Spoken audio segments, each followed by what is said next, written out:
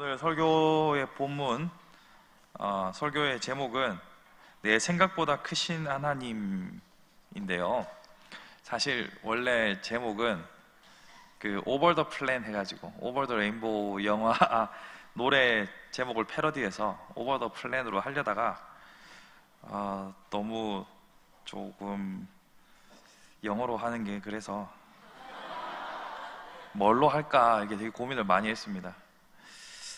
그래서 내 생각보다 크신 하나님이라는 제목으로 함께 말씀을 살펴보려고 합니다. 늘 나보다 크시죠, 하나님께서는 언제나. 그런데 평소에 삶에 있어서 정말로 나의 계획보다 나의 계획을 뛰어넘어 나보다 앞서 역사하시는 하나님을 얼마나 생각하고 있는가, 이런 사실에 대해서 한번 고민해 보려고 합니다. 현대를 살아가는 우리들은 객관적인 평가라는 말에 많은 신뢰를 가지죠. 객관적으로 봐서 이렇게 해야 되지 않겠나라고 말을 많이 합니다. 부부들 사이에서 가장 많이 다투는 주제 중에 하나가 바로 이것일 겁니다. 서로 객관적이다라고 말하죠. 그러나 옆에서 보면 서로 주관적입니다. 우리는 객관적이기를 늘 원하지만, 그리고 내 말에 신빙성이 있을 것이다 라고 착각하며 살아가지만 정작 우리는 언제나 주관적입니다. 그럴 수밖에 없는 것이 인생입니다. 그래서 객관적이라는 것에 대해서 많은 사람들이 목을 거는데요, 이 객관적이라는 것이 과연 무엇일까요? 사전적 의미로는 자기와의 관계에서 벗어난 제3자의 입장에서의 생각과 관점입니다. 말이 어렵죠? 쉽게 말하면 내 생각 혹은 관계된 사람의 생각이 아니라 제3자의 입장에서 충분히 납득하고 수긍할 만한 것들이 객관적이다라는 거예요. 무조건 제3자죠. 그러니까 내가 객관적이다라고 말할 때에는 객관적이다라고 본인이 믿고 있는 말을 말하는 겁니다. 그래서 제가 지금 많이 계획하고 있는 것 중에, 사역 중에 하나가 젊은 신혼부부들, 물론 조금 결혼한 지 세월이 좀 지난 분들도 그런 분들이 필요할 겁니다만, 처음에 신혼 때 많이 싸우는 이유가 서로 생각이 다르기 때문에 싸우는데, 그때 간절히 원하는 건 누군가가 신뢰할 수 있을 만한 객관적인 3자가 어느 정도 들어보고 좀 판결을 해줬으면 좋겠다라는 생각을 많이 해요. 젊을수록 고개를 심하게 끄덕이죠. 누군가가 진짜 당신의 생각과 나의 생각이 도무지 좁혀지지 않는데 객관적으로 누가 더 옳고 누가 더 이기적인지 누가 좀 판단을 내려줬으면 좋겠다라는 생각을 많이들 가집니다. 사실 그 역할을 여러분 셀장님들이 해주셔야 됩니다. 너무 셀 개편을 앞두고 부담을 드리는 것 같은데, 그러니까 믿고 신뢰할 만한, 내가 이야기해도 비난받지 않고 내가 나의 속사정을 이야기해도 소문이 퍼지지 않을 거란 확신을 줄 수 있는 신뢰할 만한 제3자, 인생의 경험도 나보다 앞서고 신앙적인 지식과 연륜도 풍부한 신뢰할 만한 제3자가 엄청 필요하잖아요. 그런 제3자가 우리 셀장님들이 돼 주셔야 합니다. 장기적인 목표를 가지고 달려가 보자고요. 물론 저도 이제 3월부터 개편되는 새로운 시스템에서 신혼부부들이 아마 저와 많이 접촉하게 될 텐데, 저는 그분들에게 그런 객관적인 제3자가 되도록 많이 노력해 볼 생각입니다. 제가 좀 신뢰를 줘야겠죠. 시간을 가지고서 제가 그분들이 충분히 저에게 상담을 의뢰할 만한, 신뢰할 만한 사람이 되는 것을 목표로 합니다. 여러분들도 이렇게 언제나 객관적으로 누가 봐도 인정할 만한 그런 합리적인 답들을 늘 찾죠. 그래서 객관성을 확보하기 위해서 논리적인 훈련이 많이 강조되고 있고, 또 통계나 지표, 이런 것들을 우리는 많이 참고합니다. 그래서 정치인들이 막 토론을 하게 되면 제일 많이 갖고, 자료를 많이 갖고 나오는 사람들이 대부분 싸움에서 이깁니다. 막 뭐라고 주장하면 조사 결과는 그렇지 않습니다 라고 말하면 이깁니다.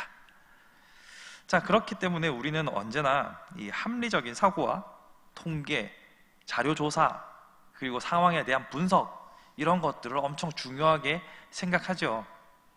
오늘 함께 읽은 본문에서도 이렇게 객관적인 자료와 평가에 대해서 이야기하고 있습니다. 이스라엘 백성들은 애굽에서 탈출하고 난 다음에 홍해를 건너고 바란 시내산을 거쳐서 바란 광야라는 곳에 도달했습니다. 그리고 거기서 이제 가나안 땅은 어떤 곳인지 정탐하러 사람을 보내게 됩니다. 12명의 대표를 차출하게 되는데요. 이들은 여러분 13장을 보시면 각 지파에서 한 명씩 뽑아서 보냅니다. 나름 날고 긴다는 사람들이겠죠. 지파의 대표인데 뭐 아무나 뽑겠습니까? 나름 명문가 집안에 머리 좋고 똘똘하고 날래고 문무를 겸장한 나름의 인재들이겠죠. 그들을 뽑아서 가나안 땅으로 보냅니다. 저는 이걸 보면서 엄청 많이 궁금했어요. 정탐꾼을 보내면 일단 언어가 다르죠. 생김새도 어느 정도 다를 거예요. 가나안 민족이랑 히브리 민족은 뿌리는 비슷하지만, 물론 노아의 자손들이니까 뿌리는 비슷하지만 오랜 세월 다른 삶을 살았기 때문에 딱 봐도 다릅니다. 외국 사람들은 한중일 사람들을 구분하지 못하지만 우리는 대충 봐도 저 사람은 일본 사람이구나, 저 사람은 한국 사람이구나, 맞죠? 그거 우리 어떻게 구분합니까? 백인을 보고 저 사람이 영국 사람일까 독일 사람일까, 다 앵글로 섹슨인데 뭐 어떻게 우리가 구분합니까? 그것처럼 이 사람들은 조금 다른 외모도 가졌을 것이고 언어도 다를 것이에요. 그런데 40일 동안 가나안 땅을 정탐하는데 안 들키고 잘 돌아왔다는 이 스토리, 제가 첩보 영화 이런 거 되게 좋아하거든요. 이게 되게 궁금해요. 천국 가면 물어보려고요. 왜냐하면 여리고성 때는 들켜가지고 죽을 뻔했잖아요. 근데 얘들은 안 들키고 전체를 다 돌아보고 왔어요. 이들의 숨은 이야기도 재밌을 것 같아요. 천국 가면 물어보려고요. 그런데 성경에서 안 가르쳐 주잖아요. 성경에서 어떤 흥미진진한 이야기가 있었는지 말 안 해주잖아요. 그래서 그냥 넘어갑니다. 어쨌거나 걔들은 무사히 돌아왔습니다. 무사히 돌아왔는데 문제가 생깁니다. 이들이 발표하는 내용에 백성들이 동요하기 시작하는 거죠. 그리고 그 백성들의 동요를 잠재우기 위해서 여호수아와 갈렙이 나서서 아니다, 그 땅은 충분히 정복할 수 있다라고 항변하는 것이 오늘 본문의 내용입니다. 분명 그 땅은 젖과 꿀이 흐르는 땅이다라고 말하고 있지요. 그런데 젖과 꿀이 흐르는 땅이다라는 것은 여호수아와 갈렙 이 두 명 말고 나머지 10명도 똑같이 인정하는 바입니다. 그 땅의 과실을 들고 와가지고 보여주면서 당연히 이 땅에 젖과 꿀이 흐른다는 사실은 부정할 수 없다라고 말합니다. 그런데 문제는 젖과 꿀이 흘러서 그런지 그 땅에 사는 원주민들이 엄청 큰 거예요. 거인족이죠. 네피림이라고 하는데 얘들이 키가 커요. 키 큰 사람들이 많으면 아무래도 불리하겠죠. 문헌에 따르면 한중일을 봤을 때 조선의 평균 신장이 가장 컸다라고 하는 기록도 봤어요. 그래서 신미양요나 병인양요 이때 외국인들이 봤을 때 조선은 만만치 않은 나라다라는 인상을 가졌다라고도 하는 기록을 봤습니다. 물론 아닐 수도 있겠지만 현재 아시아권에서 한국인들의 평균 키가 제일 커요. 170 몇, 1점 몇인가 뭐 하여튼 저보다 커요. 그래서 큰 사람들이 많으면 부담스러워요. 저는 살면서 네덜란드는 가볼 생각이 없습니다. 거기는 평균 키가 180 몇이더라고요. 성인 남성의 평균 키가. 그래서 네덜란드는 갈 생각이 없습니다. 그런데 이렇게 큰 나라, 큰 사람들이 사는 나라 더하기 원래 그 자리를 지키고 있던 사람들이죠. 그러면 이게 전술적으로 엄청 불리한 상황입니다. 왜 불리하냐면 이 나라 사람들은 그 땅의 지리와 형태와 특성을 잘 알고 있죠. 그래서 어디가 공격하기 유리하고 안전한지 다 알아요. 이스라엘 백성들은 낯선 곳이죠. 그리고 수성전, 즉 성을 지키고 방어하는 게 훨씬 쉽습니다. 그러니까 이 성을 무너뜨리려면 성을 지키는 사람도 쳐야 되고 성도 무너뜨려야 되고 몇 배나 더 힘이 많이 들겠죠. 그러니까 지키는 쪽보다 치는 쪽이 더 힘들어요. 그러니까 수양대군이 100만 명을 이끌고 와야만 고구려를 어떻게 해볼 수 있을 거라 생각했겠죠. 그리고 더 중요한 것, 이스라엘은 전문적으로 조직된 군대가 없습니다. 자, 그러면 이 모든 상황을 종합해보면 이들이 내리는 판단은 매우 합리적입니다. 우리가 생각했을 때 매우 과학적이기도 합니다. 그런데 이 일로 인해서 큰 문제가 생깁니다. 그들이 정탐했던 40일 중 40일을 하루를 1년으로 삼아 하나님께서 40년 동안 광야에서 너희들은 유리하게 될 것이다 라고 하나님께서 말씀하시죠. 그리고 우리 목사님께서 자주 쓰는 표현이죠. 가나안 세대, 그 광야 세대라는 이름이 여기서 나오게 되죠.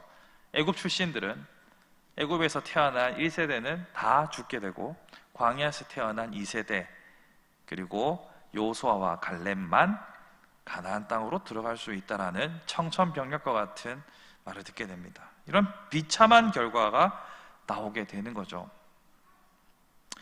왜 이런 결과가 나오게 되었을까요?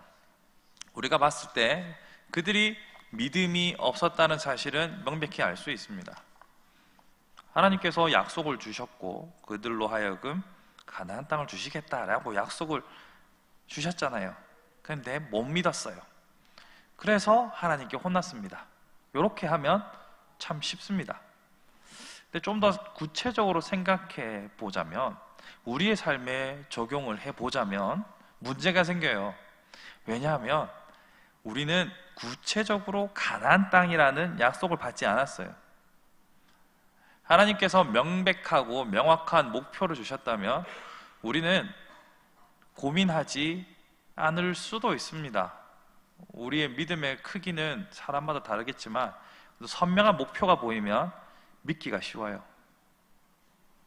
그런데 하나님께서 나의 삶을 통해서 무엇을 이루고자 하시는지 명확하게, 선명하게 혹은 문서로 확인되지 않는 상황에서는 이런 변수들을 만났을 때 어떻게 우리가 마음을 주체해야 하는지에 대해서 고민하게 됩니다. 이스라엘 백성들이 오늘 하나님께 혼나는 이유가 별게 아닙니다. 여러분 읽었던 본문 14장 2절을 보세요. 2절의 내용은 1절부터 2절까지 내용은 오롯이 불평불만입니다.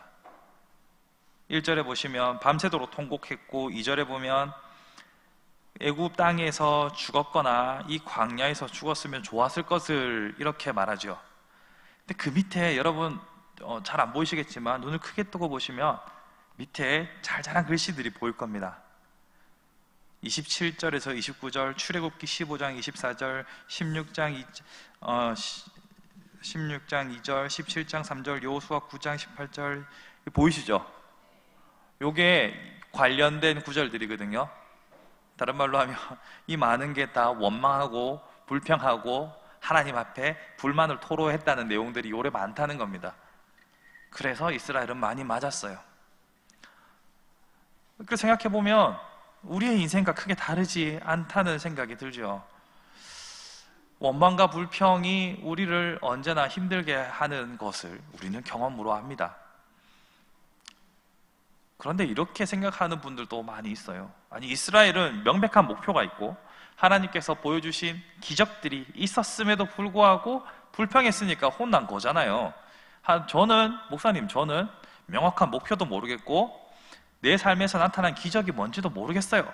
그러니까 나의 원망과 불편은 정당합니다 라고 말씀하시는 분이 혹 있을지도 모르겠습니다. 있으신 분 거수하시고 거수하면 안 되겠죠. 자, 이런 상황에서 우리는 그러면 우리에게 닥치는 변수들을 어떻게 대응하고 어떻게 살아갈 것인가 고민을 할 수밖에 없습니다. 여러분, 마이크 타이슨이라는 복서를 아십니까? 권투 선수.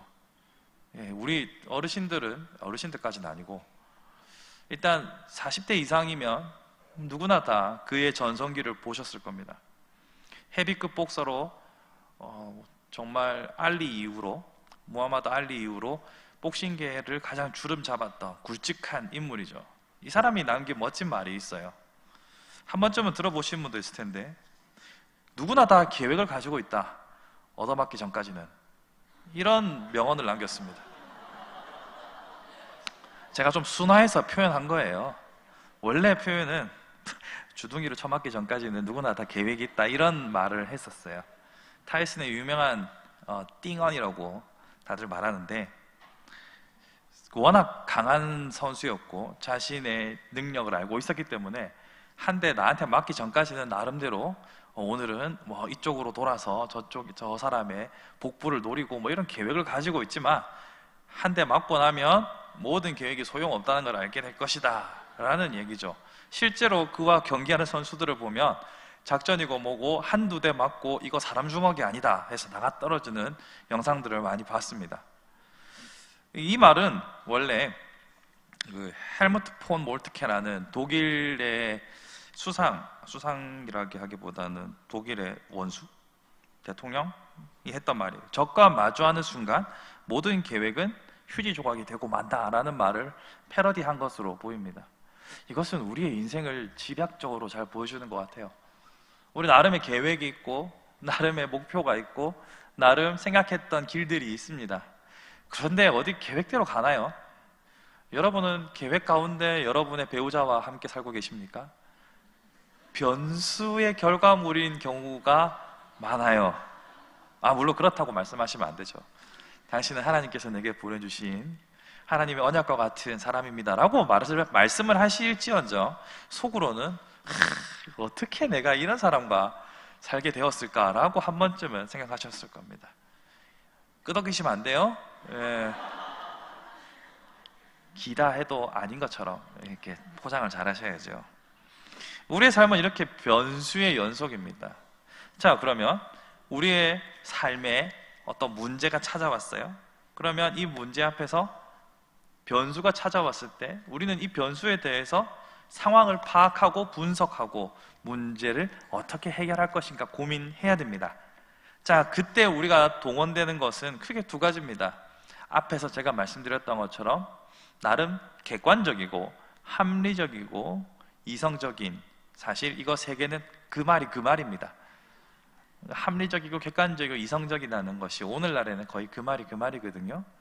이런 방법으로 문제를 돌파할 것인가, 아니면 하나님께 무조건 맡길 것인가, 이 둘 사이는 우리 신앙인의 오랜 고민이고 오랜 숙제입니다. 여러분들은 어떤 길을 가십니까? 이렇게 제가 말씀을 드리고 나면 많이 혼란스러우실 거예요. 아니, 말씀대로 당연히 살아야지, 뭐 둘 사이에서 고민이야, 이렇게 말씀하시는 분이 있을 수도 있습니다. 또 어떤 분들은 이렇게 말씀하실 거예요. 이성과 논리 중요하잖아.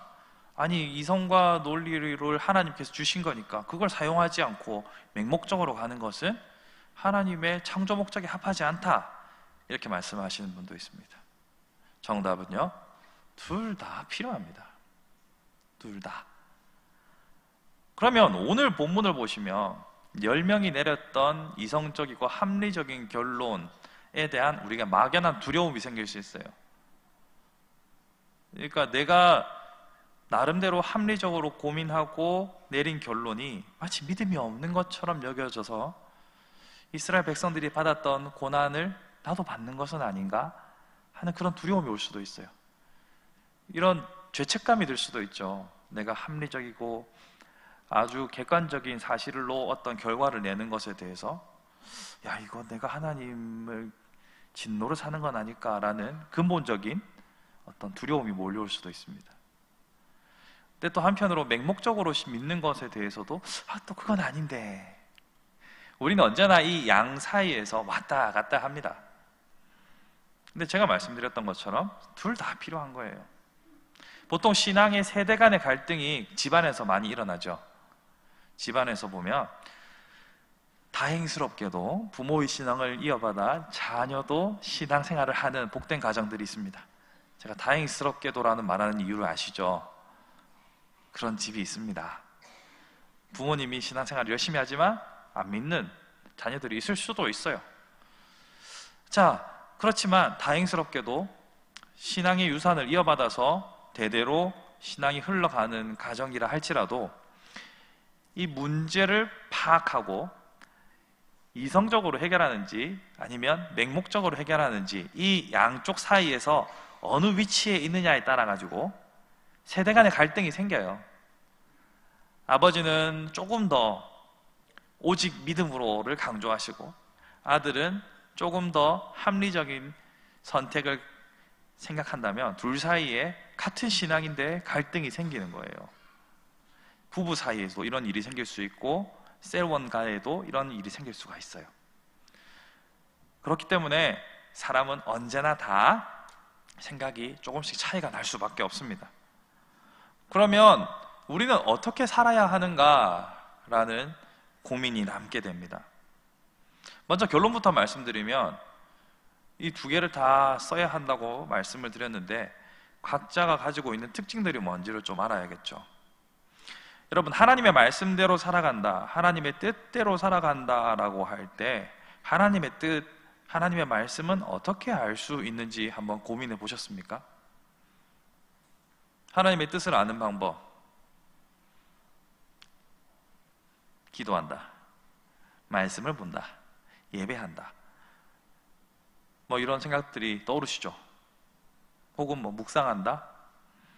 다 맞는 말입니다. 조금만 더 깊이 더 들어가 보자고요. 우리가 기도하는 가운데 하나님께서, 우리 목사님 자주 쓰시는 말씀 있죠? 동하나 이렇게 귀에 말씀하시는 거. 이럴 때 이름 한번 불러보는 거죠. 이렇게 하는 방식으로 말씀하시지 않습니다. 기도하는 가운데 깨닫게 하시죠. 또 말씀을 읽는 가운데 그 말씀이 대체 이게 무슨 말일까? 라고 고민하고 깨닫는 과정에서 작동하는 것은 이성입니다. 그렇죠? 다른 말로 해서 모든 하나님의 뜻을 분별하는 것은 하나님께서 주시는 계시를 우리가 이성이라는 글러브로 받는 거예요. 그러니까 이성적인 선택도 혹은 맹목적인 신앙이라고 하는 신앙주의라고도 하는데요, 이 신앙주의라는 것도 결국은 우리가 가지고 있는 판단력, 이성을 가지고서 수용을 하는 겁니다. 이해가 되십니까? 우리는 옛날부터 오직 믿음으로 하는 신앙의 선배들을 보면서 저 사람은 도무지 이성적이지 않아, 저 사람은 도무지 생각을 하지 않는 것 같아 라고 오해할 때도 실상은 그분들 나름의 이성으로 받아들이는 거예요.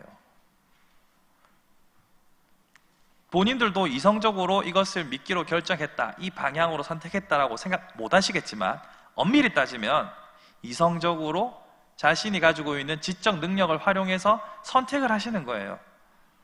성경을 해석해내는 것도, 성경의 뜻을 분별하는 것도 결국은 이성적인 작용이라는 거죠. 그리고 앞에서 제가 말씀드린 것처럼 논리적이고 합리적인 선택도 결국은 이성의 활동인 것이고, 즉 결론을 내리자면 하나님의 뜻을, 많은 변수가 있는 우리의 인생에서 하나님의 뜻을 분별해내는 데 가장 중요한 역할을 하는 것 중 하나는 결국은 우리의 이성이라는 겁니다. 결국 우리의 이성이 어떻게 작용하느냐에 따라서 선택의 갈림길에서 좌우라 우를 선택하게 되는 거예요. 그러면 우리의 기도 제목이 명백하게 바뀌어야 됩니다. 하나님의 뜻을 명백하게 분별할 수 있는 지혜를 주옵소서, 이렇게 가야 되는 거예요. 그럼 지금 오늘 본문에 나타나는 이스라엘의 문제는 단순히 분별의 문제가 아니라 아까 제가 2절 밑에 원망에 대해서 많이 나왔다고 했죠. 원망의 문제예요. 원망의 문제. 궁극적으로 그들이 하나님의 뜻과 계획을 믿지 못한 것도 있고, 거기에 더 나아가서 원망하는, 하나님을 불신했기에 원망하는 거잖아요. 하나님을 원망하는 데에 그들의 문제가 있는 겁니다. 그걸 우리에게 적용해 보면 우리의 삶 가운데 많은 문제들을, 그리고 그 문제와 관련해서 하나님의 뜻을 막 고민하고 뭐 어떻게 해야 되지 하는 과정 가운데서 나타나는 모든 원망, 이 원망에 대해서 우리는 철저하게 경계해야 한다는 겁니다. 빌립보서, 오늘 수요일 성경대학 빌립보서 2장을 제가 다룰 텐데 거기에서도 보면 모든 일에 원망과 시비가 없게 하라라는 바울의 권면이 있죠. 거기에 나타나는 것도 원망, 하나님을 향한 불평, 불만일 수도 있어요. 여러분, 그런 원망과 불평, 불만이 나타났을 때 하나님께서는 그들을 용서치 않았습니다. 왜냐하면 원망의 또 다른 이름은 불신이거든요. 이게 우리를 참 어렵게 합니다. 앞이 보이지 않으면, 제가 아까 타이슨이 얘기한 것처럼 계획을 갖고 있었는데 한 대 맞고 나면 그 계획이 사라지잖아요. 이 상황이 뭐냐면 우리가 매우 당황하게 되는 상황인 거죠. 이렇게 계획이 막히고 나면 우리는 당혹감을 느낄 뿐만 아니라 분노도 느끼고, 그 분노를 표출하는 어떤 대상을 찾게 됩니다. 그게 하나님이 되는 순간 우리는 하나님의 진노의 대상이 될 수 있다는 거예요.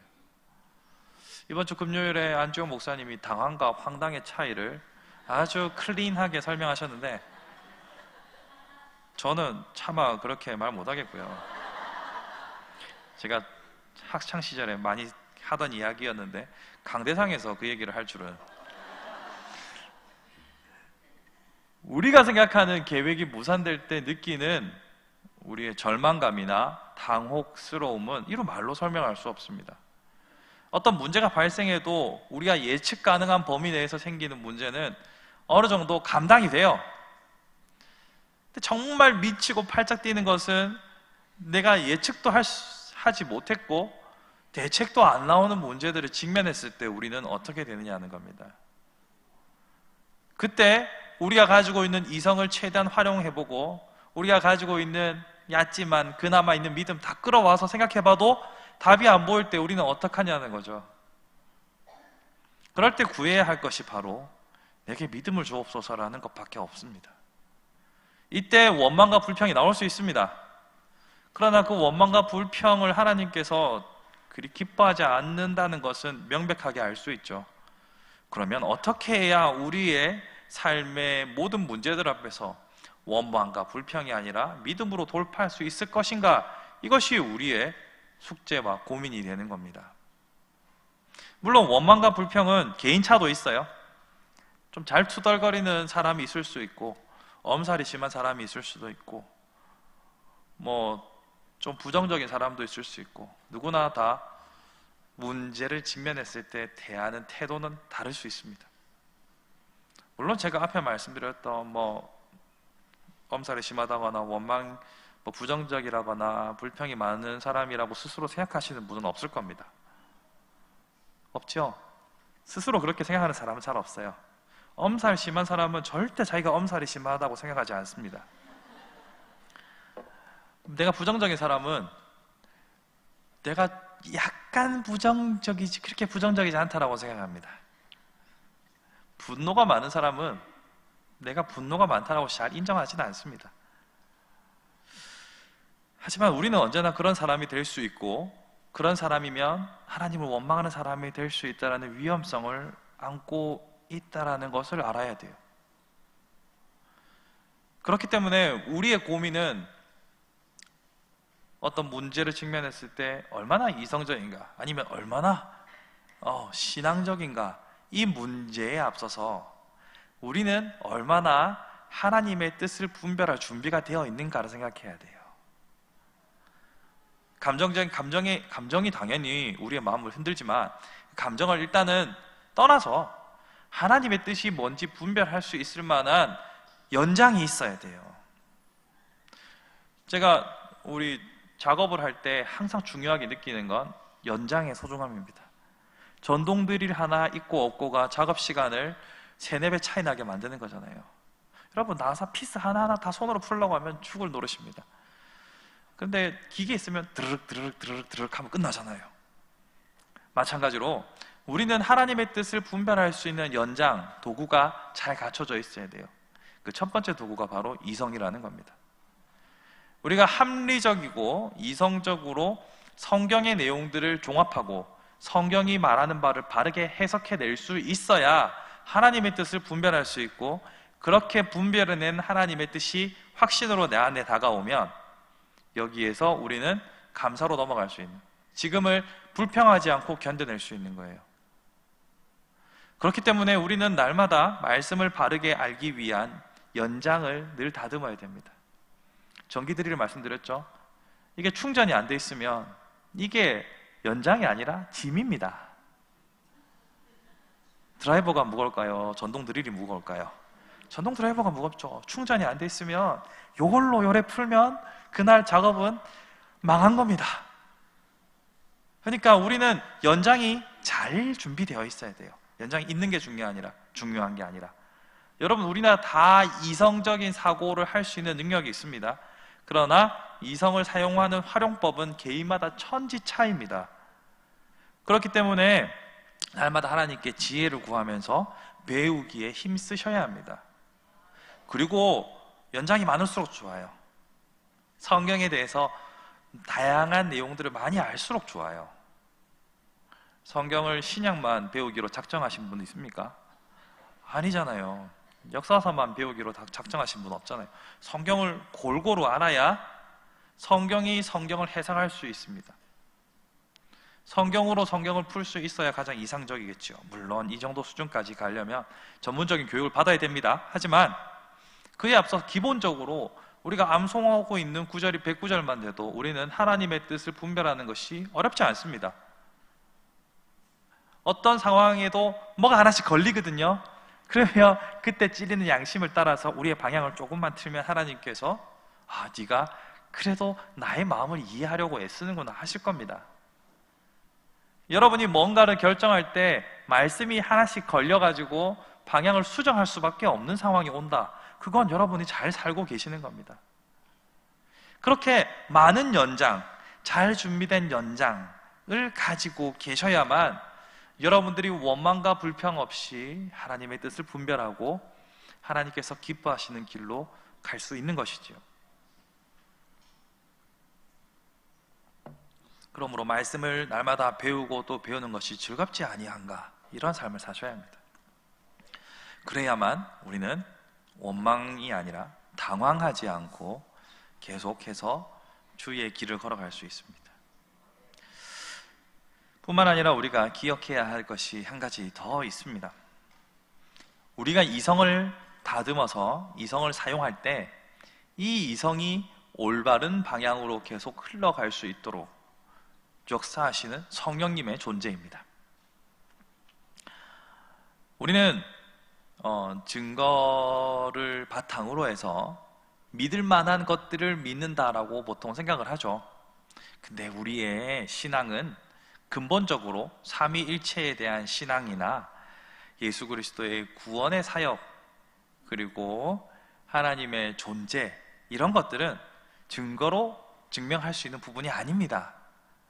고대로부터 신존재 증명이라는 영원히 식지 않는 철학의 화두가 있었습니다. 어떻게 신의 존재를 증명할 것인가? 여러 가지 시도가 있었고 여러 가지 많은 학자들이 그에 대해서 치열하게 싸워왔습니다. 그러나 이것은 이성적이고 과학적이고 논리적인 영역 밖의 일이죠. 자, 그릇이 요만한 그릇이 있다고 칩시다. 이 그릇은 절대로 이 그릇보다 큰 존재를 담을 수는 없습니다. 얹을 수는 있겠죠.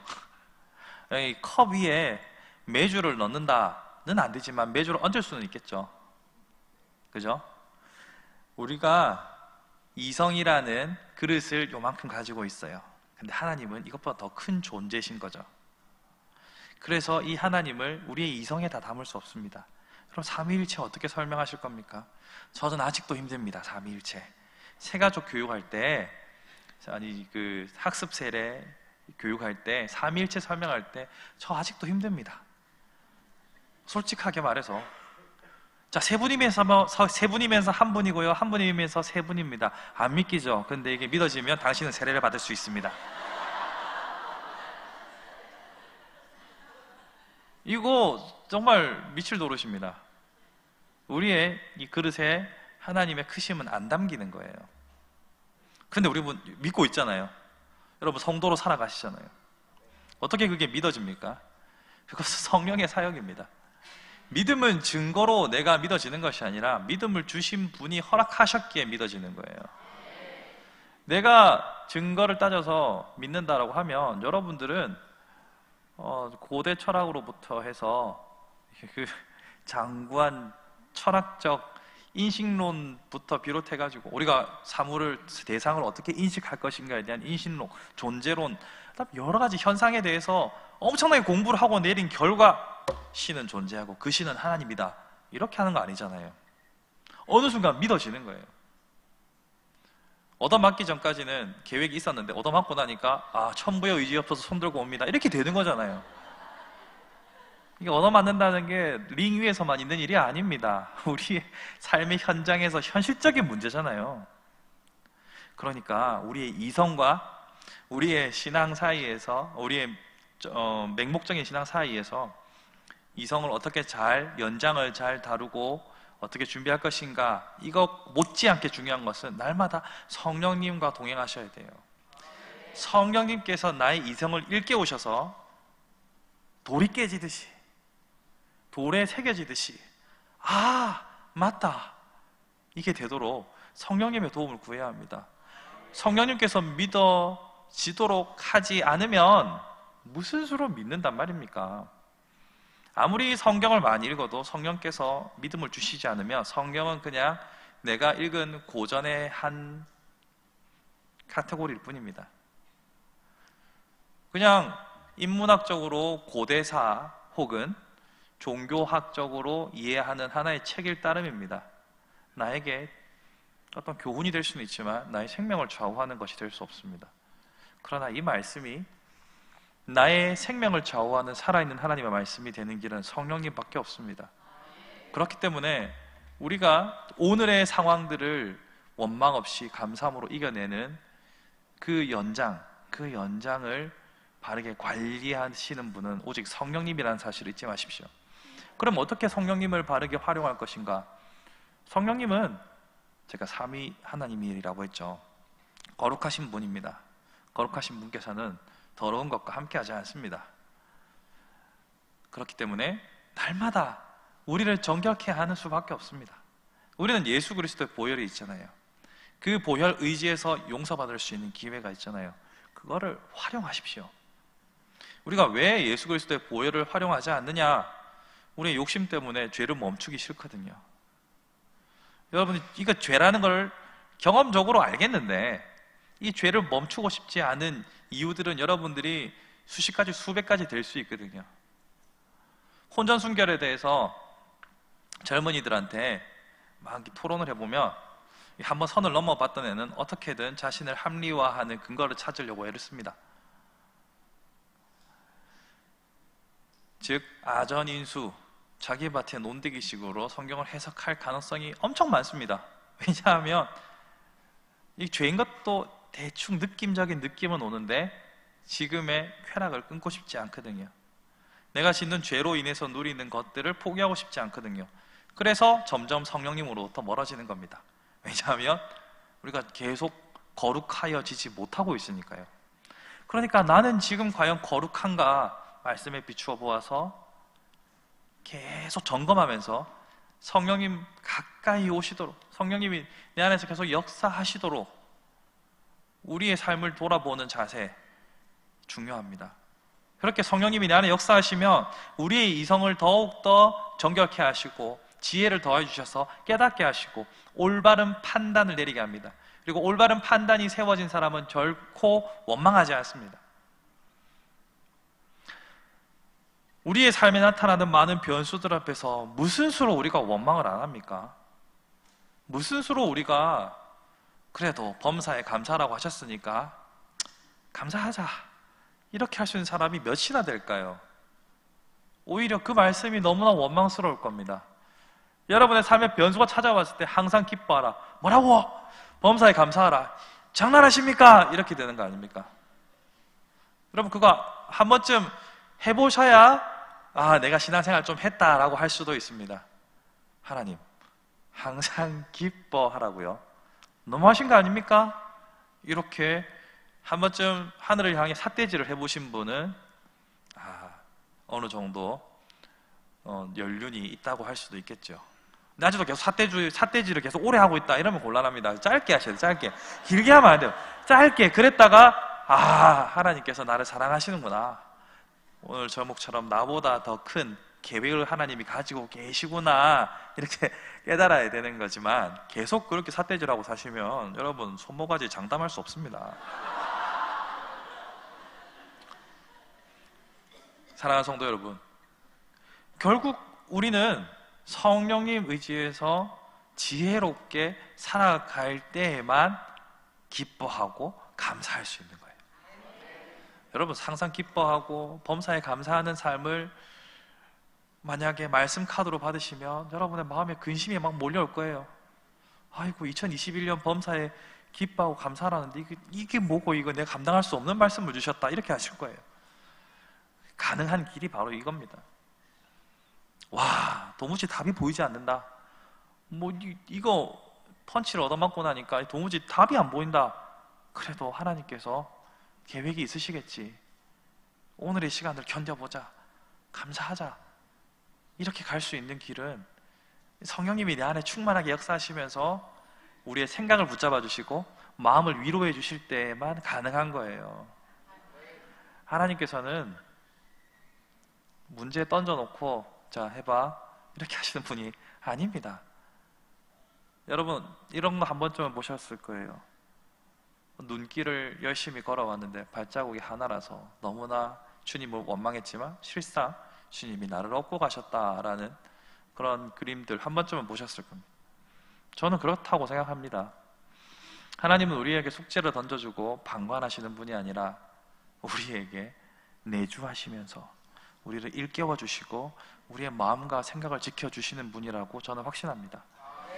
그분과 동행하는 삶을 살아가기 위해서 우리의 판단, 우리의 말씀에 대한 이해도, 이 모든 것들을 최선을 다해서 원망 없는 삶을 살아갈 수 있는 여러분이 되기를 바랍니다. 여러분을 하늘을 향한 삿대질, 그것이 처음엔 기도일 수 있습니다. 그것이 시작되었다면 그것을 통해서 자라기를 소망하십시오. 또한 여러분이 날마다 지혜로운 바른 판단을 하기 위해서 성령님과의 이 연결고리를 끊어지지 않도록 강건하게 붙잡으십시오. 그것을 위해서 여러분의 죄를 과감하게 결단하고 끊어내십시오. 여러분의 삶에서 반복되는 죄는 여러분과 하나님의 사이를 멀어지게 합니다. 부부 사이에서도 반복되는 남편의 혹은 아내의 잘못된 행동은 부부 사이를 멀어지게 하지 않습니까? 아주 간단한 원리인데 우리는 잊고 살죠. 하나님이 눈에 안 보이니까. 보이지 않는 하나님을 보이는 실체로 믿고 살아갈 수 있게 하는 이성의 끈을 놓지 마십시오. 그렇게 살아갈 때 하나님께서는 우리의 삶 가운데 놀라운 일들을 이뤄가실 줄로 믿습니다. 말씀을 정리합니다. 오늘 본문 보시면 이스라엘 백성들이 가졌던 판단, 그리고 그들이 내린 결론에서 원망이라는 심각한 독소가 나왔던 것을 봅니다. 여러분의 인생에 있어서 이런 원망으로 종결되는, 그래서 다시 애굽으로 돌아가자라고 마음을 선동하는 것들이 있지는 않는지요? 만약 그런 상태가 나타났다는 것은 우리가 충분히 이성을 성령님께 맡겨드리지 못한 상태이기 때문입니다. 성령님이 내 안에서 충만하게 역사하지 않기 때문입니다. 그 성령님이 내 안에 내주하시면서 일깨워 주시고 바른 길로 인도해 주실 수 있도록, 그래서 궁극적으로 원망이 아니라 감사와 기쁨으로 나아갈 수 있도록 날마다 우리 죄를 자복하며 말씀을 가까이 하며 살아갈 수 있기를 바랍니다. 이번 한 주간 살아가시면서 큐티 책 열심히 보시겠지만 더욱더 말씀을 가까이 하는데 애를 쓰시고, 아침에 파일이 날라오거든 스팸 메일처럼 보지 마시고 한 번 더 귀를 설거지 하시면서 들으시든지 아니면 운전하시면서도 한 번쯤 더 귀를 기울이셔서 하나님의 뜻이 무엇인지 분별하기 위하여 날마다 애를 쓰시기 바랍니다. 아는 만큼 보이고 아는 만큼 사랑할 수 있다는 것 제가 누차 강조드렸습니다.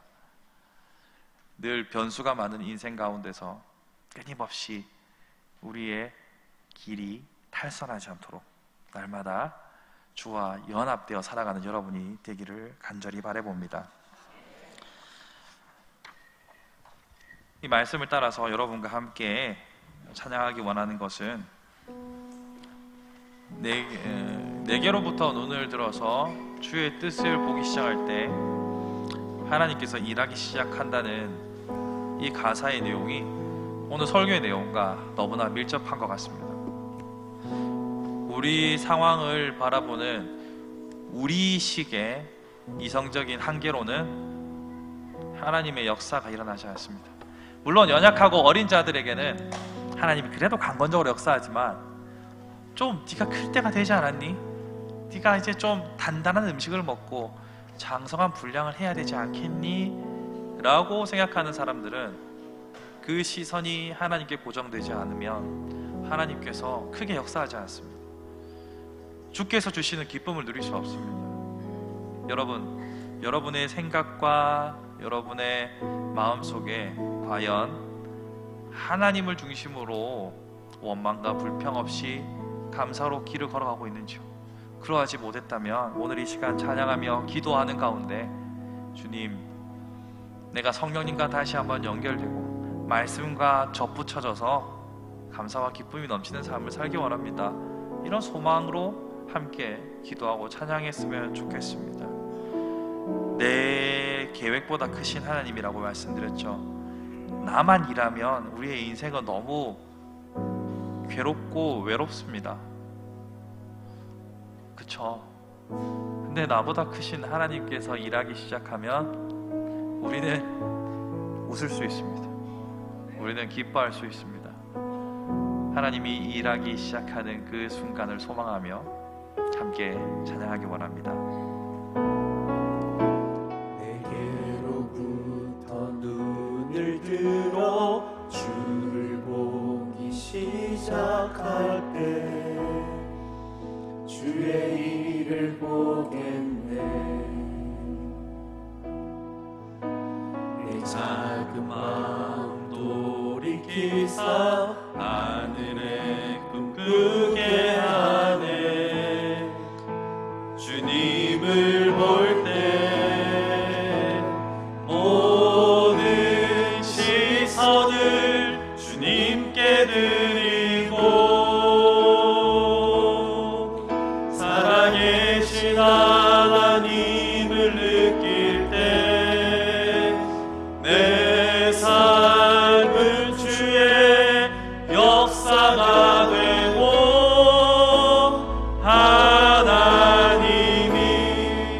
일하기 시작하네. 성령이 나를 변화시켜 모든 두려움 사라질 때 주의 일을 보겠네. 광대한 땅 한가운데서 주님 마음 알게 되리. 주님을 볼 때 모든 시선을 주님께 드리고 전능하신 하나님을 느낄 때 세상은 주의 나라가 되고 하나님이 일하기 시작한 모든 시선을 주님께 드리고 전능하신 하나님을 느낄 때 세상은 주의 나라가 되고 하나님이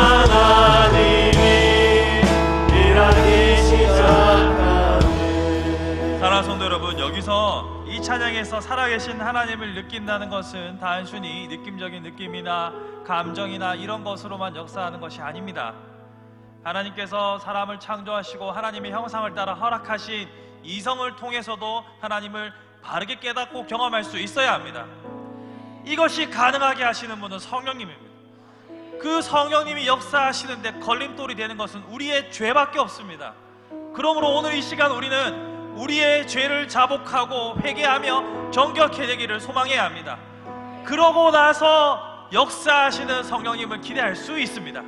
이 시간 기도할 때 주여 우리의 모든 죄악을 도말하여 주옵소서. 주님 죄로부터 떠나게 하옵소서. 나로 거룩한 자 되게 하옵소서.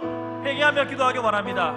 첫 번째가 회개를 강구할 것이며, 두 번째는 이 성령님을 통하여 하나님을 바르게 깨닫게 하여 주옵소서. 이 두 가지 제목으로 기도하기를 소망합니다. 우리 다 함께 주여 한번 크게 부르짖고 기도하겠습니다. 주여! 아버지 하나님, 우리의 죄를 도말하여 주옵소서. 주여, 우리의 죄를 용납하여 주옵소서. 예수 그리스도의 보혈을 의지하여 모든 죄를 씻어주시고 이제는 주님 앞에 정결한 종으로 서게 하여 주옵소서. 그리하여서 우리의 정결함으로, 우리의 깨끗함으로 하나님의 기쁨이 되게 하여 주시고 성령께서 비로소 이 안에서 역사하시고 사역할 수 있도록 인도하여 주옵소서. 아버지 하나님, 성령께서 역사하셔야 됩니다. 성령님께서 나를 주장하셔야 합니다. 오직 성령께서 내 마음에 역사하셔야 나의 이성이 바르게 살아 역사할 수 있으며 나의 감정도 바르게 설 수 있을 줄로 믿습니다. 아버지 하나님, 우리의 마음과 생각을 지켜주시옵소서. 오직 성령으로 인하여 내 마음이 세워질 수 있도록 주님 죄로부터 떠나게 하여 주옵소서. 결단할 수 있게 하여 주옵소서. 회개의 영을 부어주옵소서. 회개의 영을 부어주시옵소서. 아버지 하나님, 나의 모든 숨은 죄악들을 발견할 수 있게 하여 주옵소서. 죄로부터 떠나게 하여 주옵소서. 개가 토한 것을 다시 삼킨과 같이 우리의 삶이 책방으로 반복되었던 것을 용납하여 주옵소서. 아버지 하나님, 우리의 죄를 도말하여 주옵소서. 깨닫게 하여 주옵소서. 따라가게 하여 주옵소서. 삶의 회개로 이어지게 하여 주옵소서. 다시는 그 죄를 돌아보시고 하게 바라보지 않게 하여 주옵소서. 죄로부터 떠나게 하여 주옵소서. 아버지 하나님,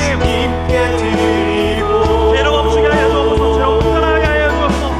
아버지 하나님, 나의 마음을 지나가해 주시고 아버지 뜻을 바르게 보면은 아버지 신실한 종이 되게 하여 주옵소서. 이제는 성령님께 온전히 주여되기 원합니다. 이제는 성령님께 온전히 주님 받기 원합니다. 이제는 온전히 성령님의 사랑으로 살아가기 원합니다. 주의 기도를 보여주옵소서. 아버지 하나님, 주의 주옵소서. 아버지 하나님, 기도의 사람으로 변화될 수 있게 하여 주옵소서. 우리 이성이 깨어있게 하시고 아버지 앞에서 우리의 감정을 정리할 수 있게 하여 주옵소서. 성령님 온전한 사람으로 살아가도록 날마다 우리의 마음을 주장하시고 아버지 하나님께서 주장하시는 그 따라서 온전히 바르게 판단하며 살아갈 수 있도록 인도하여 주시옵소서. 아버지 하나님의 뜻을 분별하기 위하여서 얼마나 우리는 우리 자신을 꺾었는지요, 얼마나 하나님 앞에서 우리의 무릎을 꿇었는지요. 아버지 하나님, 회개하기 원합니다. 깨닫기 원합니다. 기도하기 원합니다. 우리의 입을 열어 주를 바라보게 하시고 우리의 눈을 열어 우리 자신을 살펴볼 수 있게 하여 주옵소서. 성령님, 우리의 상태를 바르게 직면할 수 있도록 사람들을 붙여주시고 말씀을 허락하여 주시옵고 자신을 바르게 살펴볼 수 있도록 주여 길을 열어 주시옵소서. 아버지 하나님께서 우리를 깨닫게 하지 않으면 우리는 무엇으로 살아갈 수 있겠으며 무엇으로 바르게 설 수 있습니까? 아버지 하나님께서 나를 알게 하여 주시옵소서.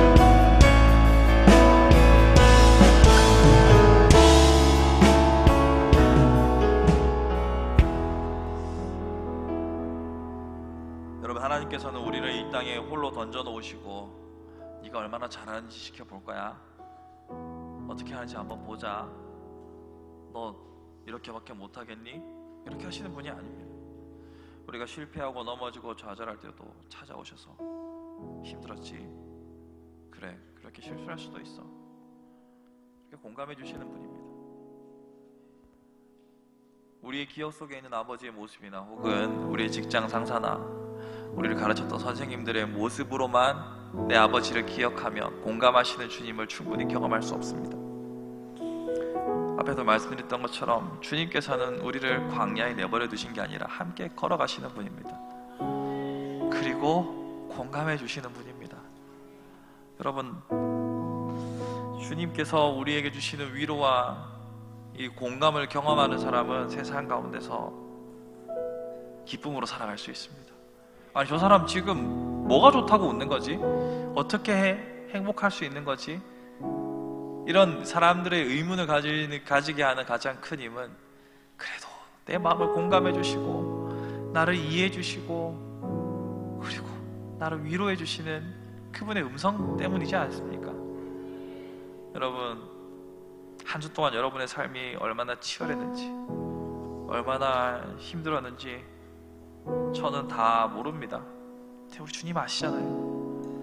그리고 주님께서는 그거 꾹 품고 그냥 꾹 참고 이렇게 가는 거 말고, 삿대질하는 거 말고 같이 그래 말해봐, 그래, 나도 안다, 이걸 원하시잖아요.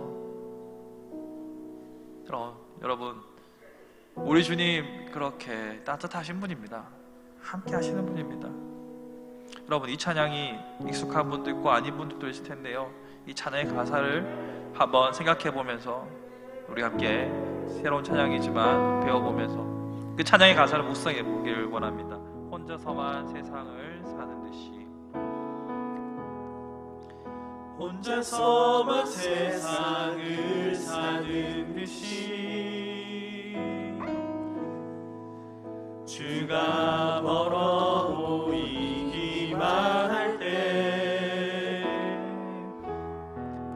우리는 바라보아야 하네. 우리에게 오셨던 그 주님을. 다시 한번 찬양합시다. 혼자서만 세상을 사는 것이. 혼자서만 세상을 사는 듯이 주가 멀어 보이기만 할 때 우리는 바라보아야 하네. 우리에게 오셨던 그 주님을. 주님이 우리의 아픈 마음을 아시네. 주님이 우리의 아픈 마음을 아시네. 가까이서 우리의 아픔에 공감하시네. 우리 가운데 찾아오셨던 그 주님이 우리의 모든 상황에 공감하시네. 주님이 우리의 아픈 마음을 아십니다. 주님이 우리의 아픈 마음을 아시네. 가까이서 우리의 아픔에 공감하시네. 우리 가운데 찾아오셨던 그 주님이 우리의 모든 상황에 공감하시네. 주님이 우리의 아픈 마음을 아십니다. 주님이 우리의 아픈 마음을 아시네. 가까이서 우리의 아픔에 공감하시네. 우리 가운데 찾아오셨던 그 주님이 우리의 모든 상황에 공감하시네. 다시 한번 찬양합시다. 혼자서만 세상을 사는 듯이 주가 멀어 보이기만 할 때 우리는 바라보아야 하네. 우리에게 오셨던 그 주님을.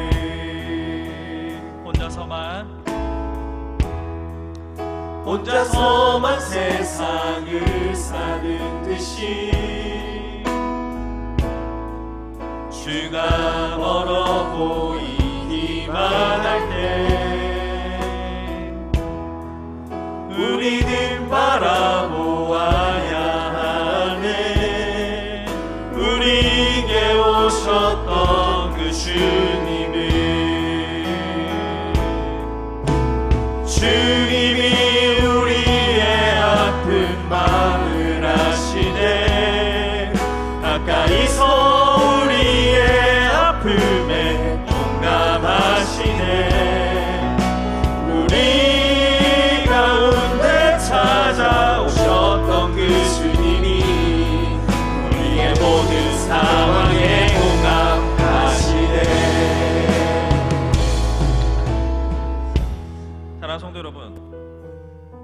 이스라엘 백성들이 정탐꾼 10명의 말에 마음이 현혹되고 무너지고 하나님을 원망하는 길에 있어서 가장 큰 이유 중 하나는 그들과 함께 하시는 하나님을 보지 못했기 때문입니다.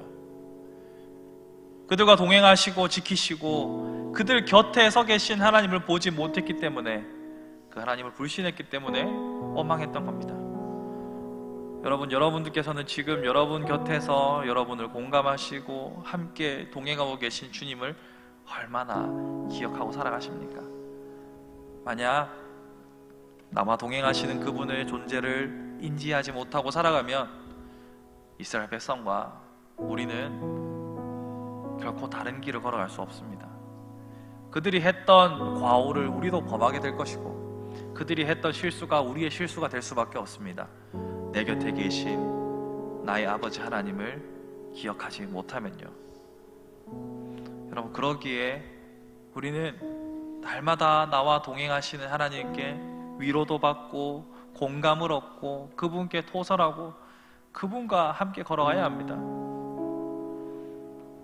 그분을 날마다 느끼며 살아가야 합니다. 그렇지 않으면 이스라엘 백성과 우리가 다르지 않고 세상과 우리가 다를 수 없습니다. 그러기에 우리는 이 시간 기도할 때 날마다 하나님을 기억하며 하나님의 존재를 의식하며 살아가게 하여 주옵소서라고 기도해야 합니다. 이것을 짧게 한마디로 요약하면 내가 진짜 하나님을 사랑하게 하옵소서 기도해야 합니다. 여러분, 사랑하는 사람은 사랑하는 사람을 계속해서 의식하며 살아갑니다. 그 사랑하는 사람을 중심으로 우리의 삶의 모든 것이 재편됩니다. 그렇다면 여러분은 하나님을 사랑하는 사람입니까? 스스로에게 질문해 보십시오. 여러분, 이 시간 기도할 때 하나님, 내가 정말 하나님을 더 사랑하게 해주십시오. 그래서 하나님을 날마다 느끼며 하나님을 중심으로 내가 모든 삶을 재구성하며 하나님을 중심으로 살아가게 하여 주옵소서. 다른 그 어떤 기도 제목보다 하나님, 내게 더 큰 사랑을 주옵소서. 바로 이 한 가지 기도 제목으로 다시 한번 우리 기도하기 원합니다. 다 함께 주여 한번 크게 부르짖고 기도하도록 하겠습니다. 주여, 아버지 하나님, 내게 더 큰 사랑을 허락하여 주옵소서.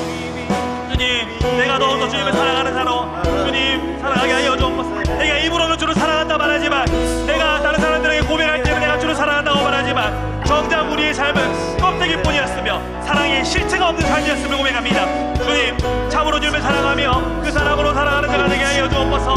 내가 주와 동행하는 자가 되게 하시고 주님을 의식하며 바로 그 주님을 고민하며 살아가는 자가 되게 하여 주시옵소서.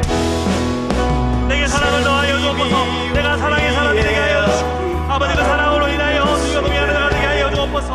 아버지 하나님, 그 어떤 사람보다 내가 주님을 너무 사랑하는 자라고 고백하며 살아갈 수 있게 하여 주옵소서.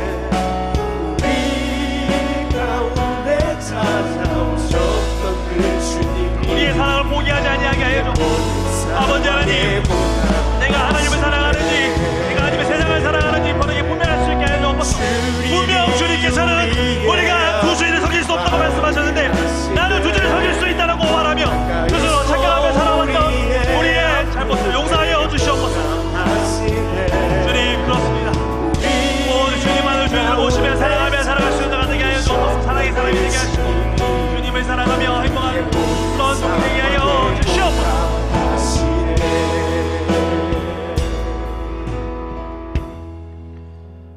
주님, 내가 입술로는 주님을 사랑한다고 말하지만, 내가 입술로는 하나님의 뜻을 따라 살아간다고 하지만, 우리는 주님을 바르게 사랑하지 못하였고 하나님의 뜻을 바르게 분별하지 못했던 어리석은 종들이었습니다.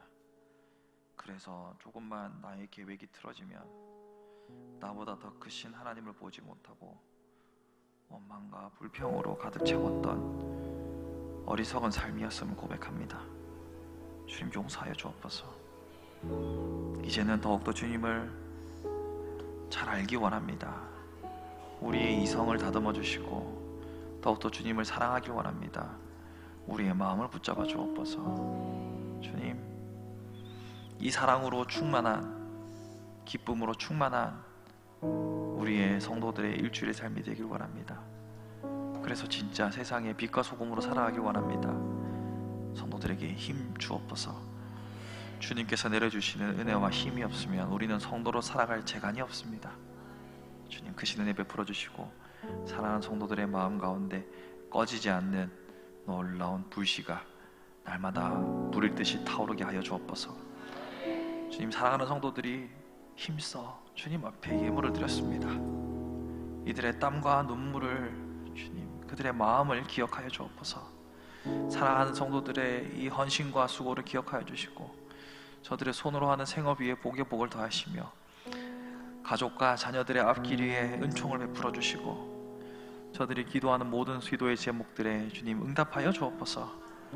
아버지 하나님, 주께서 말세에 사랑하는 성도들을 쓰기를 원하시는데 이들이 아름답게 쓰임받을 수 있도록 날마다 성령 충만케 하여 주옵소서. 그리하여서 주께서 칭찬하시는 우리 교회가 될 수 있도록, 칭찬하시는 각 성도 한 명 한 명이 될 수 있도록 온전히 주장하여 주옵소서. 주님, 사랑하는 성도 가운데 질병으로 고통하는 자들, 여러 가지 어려움으로 신음하는 자들의 음성에 귀를 기울여 주시고 기도할 때인 줄 알고 더욱더 기도하게 하시고 회복케 하시는 하나님의 역사를 맛보게 하여 주옵소서. 한 주의 삶 가운데 역사하실 하나님을 찬양하며 주 예수 그리스도 이름으로 기도합니다. 아멘. 주 예수 그리스도의 사랑과 아버지 하나님의 긍휼하심과 성령의 교통하심이 이 자리에 머리 숙여 우리의 마음과 생각을 주께 온전히 집중하기 원하는 사랑하는 모든 성도들의 가슴 가운데 날마다 풍성하게 넘치기를 축원하노라. 아멘.